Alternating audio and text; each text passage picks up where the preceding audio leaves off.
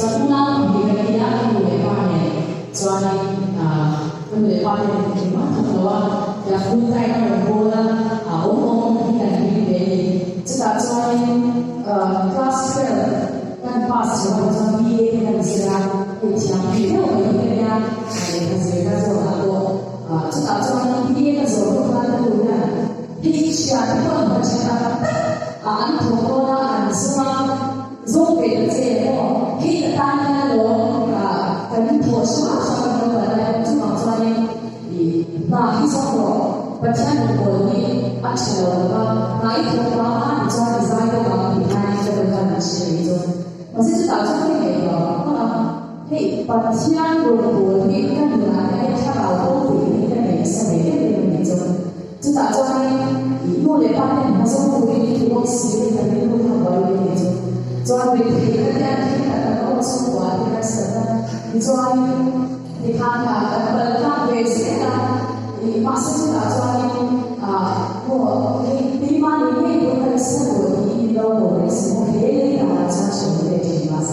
跟所有的人打破，因不同的打破现在的呀，你看到把书面你走了，现在这些呀。assume herself that they were honest that they wasn't to uphold what they were doing or they put on the fancy but she had a whole that is all about what she had not to us and is about what they say that they have one that hey you do what you have things of mine but she they said that was something that so that was why you again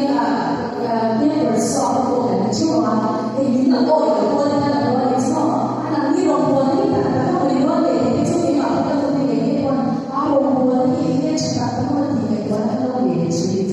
masih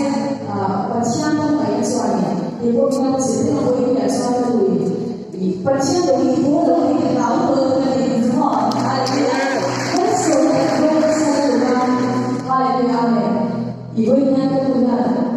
percaya dengan boleh tahu haleluya, dia disini juga kita masih tahu dia punya kita sendiri juga tahu jangan lupa jangan nantiเราจงใจฉันดูพวกเราควรที่จะเราจงใจฉันดูนะที่จะที่ผมเรียนการทำงานโฮสต์แต่ละคนนี้ก็ดูสโตร์อาจจะทุกสาวนี้จะแล้ว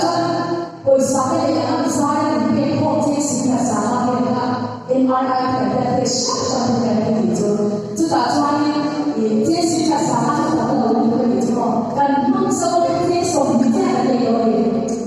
แล้วก็ไอ้ที่เนี่ยโฮสต์แต่ละคนที่เสีย我是找到说，那个差不多的那种，我跟现在手上的我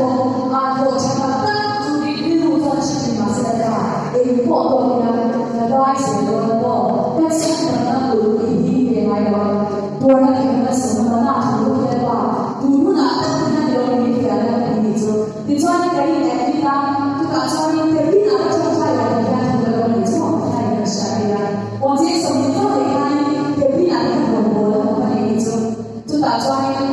那把给这些给什么来的呢？一种波动的人就往上跟比就能比来，跟比就应该往上会有人比。比如说你今天把我什么背背的我你说你，就打算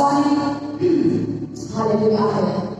但别啊，你跟我是啊，我你一路后的我，把来的人，他也是来的他。อะไรที่ผมก็ชิมก็มาชิมอะไรช้าก็ไม่ถูกก็มาในช่วงที่สิ่งที่สารจะภาษาที่ตัวนั้นอินโดนีเซียโบราณเจอว่าจะเป็นที่สองซึ่งเป็นสารเนี่ยนี่ทุกสิ่งกันมาที่เป็นที่เป็นสารเจออะไรอะไรที่มาจากเรื่องนั้นให้สิ่งที่เป็นตัวมันจะว่าตัวที่ว่าที่ตัวมันจะสุขนะเราจะเราได้เสียอะไรเราได้ทุกสิ่งที่สิ่งที่เป็นอย่างนั้น主管的这个东西嘛，你这个来自人把主的那个 person 的那个那个